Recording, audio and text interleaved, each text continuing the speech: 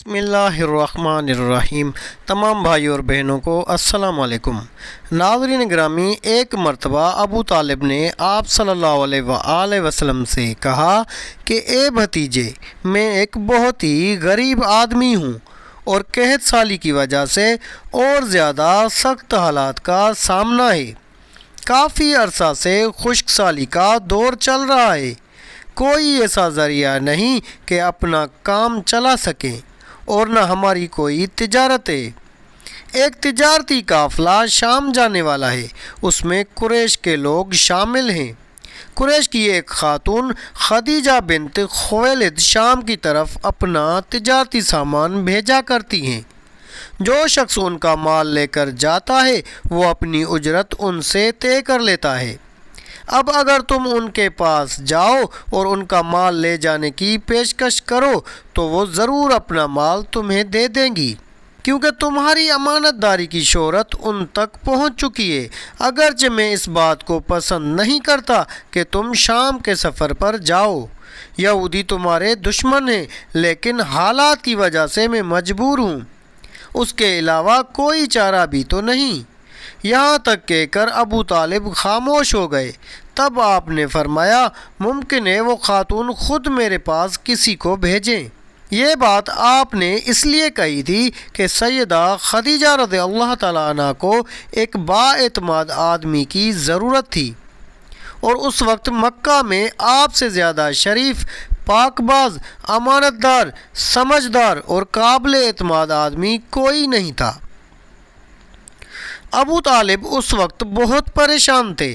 آپ کی یہ بات سن کر انہوں نے کہا، اگر تم نہ گئے تو مجھے ڈر ہے وہ کسی اور سے معاملہ طے کر لیں گی۔ یہ کہہ کر ابو طالب اٹھ گئے۔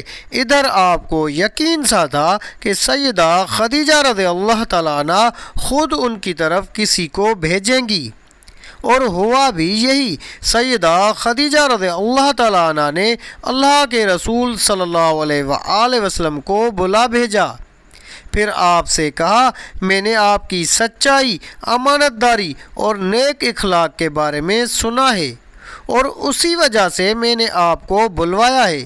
جو معاوضہ آپ کی قوم کے دوسرے آدمیوں کو دیتی ہوں، آپ کو ان سے دگنا دوں گی۔ آپ نے ان کی بات منظور فرما لی۔ پھر آپ اپنے چچا ابو طالب سے ملے، انہیں یہ بات بتائی۔ ابو طالب سن کر بولے، یہ روزی تمہارے لیے اللہ نے پیدا فرمائی ہے۔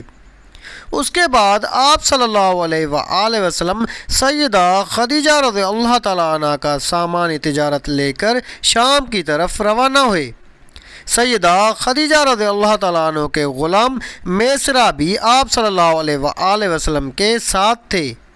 روانگی کے وقت حضرت خدیجہ رضی اللہ تعالیٰ عنہ نے میسرہ سے کہا، کسی معاملے میں ان کی نافرمانی نہ کرنا، جو یہ کہیں وہی کرنا، ان کی رائے سے اختلاف نہ کرنا۔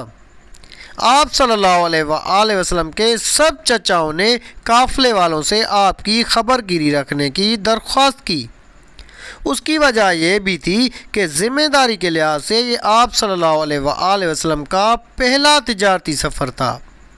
گویا آپ صلی اللہ علیہ وآلہ وسلم اس کام میں بالکل نئے تھے۔ ادھر آپ روانہ ہوئے، ادھر آپ صلی اللہ علیہ وآلہ وسلم کا معجزہ شروع ہو گیا۔ ایک بدلی نے آپ صلی اللہ علیہ وآلہ وسلم کے اوپر سایہ کر لیا۔ آپ صلی اللہ علیہ وآلہ وسلم کے ساتھ ساتھ چلنے لگی۔ جب آپ صلی اللہ علیہ وآلہ وسلم شام پہنچے تو بصرہ شہر کے بازار میں ایک درخت کے سائے میں اترے۔ یہ درخت ایک عیسائی راہب نستورہ کی خانقاہ کے سامنے تھا۔ اس راہب نے میسرہ کو دیکھا تو خانقاہ سے نکل آیا۔ اس وقت اس نے آپ صلی اللہ علیہ وآلہ وسلم کو دیکھا۔ آپ صلی اللہ علیہ وآلہ وسلم درخت کے نیچے ٹھہرے ہوئے تھے۔ اس نے میسرہ سے پوچھا، یہ شخص کون ہے جو اس درخت کے نیچے موجود ہے؟ میسرہ نے کہا، یہ ایک قریشی شخص ہے، حرم والوں میں سے ہیں۔ یہ سن کر راہب نے کہا، اس درخت کے نیچے نبی کے سوا کبھی کوئی آدمی نہیں بیٹھا۔ مطلب یہ تھا کہ اس درخت کے نیچے آج تک کوئی شخص نہیں بیٹھا۔ اللہ تعالیٰ نے اس درخت کو ہمیشہ اس سے بچایا ہے کہ اس کے نیچے نبی کے سوا کوئی دوسرا شخص بیٹھے۔ اس کے بعد اس نے میسرہ سے پوچھا کیا ان کی آنکھوں میں سرخی ہے؟ میسرہ نے جواب دیا ہاں بالکل ہے، اور یہ سرخی ان کی آنکھوں میں مستقل رہتی ہے۔ اب نستورہ نے کہا یہ وہی ہے۔ میسرہ نے حیران ہو کر اس کی طرف دیکھا اور بولے کیا مطلب یہ وہی ہے؟ کون وہی؟ یہ آخری پیغمبر ہے، کاش میں وہ زمانہ پا سکتا جب انہیں ظہور کا حکم ملے گا، یعنی جب انہیں نبوت ملے گی۔ اس کے بعد وہ چپکے سے آپ صلی اللہ علیہ وآلہ وسلم کے پاس پہنچا۔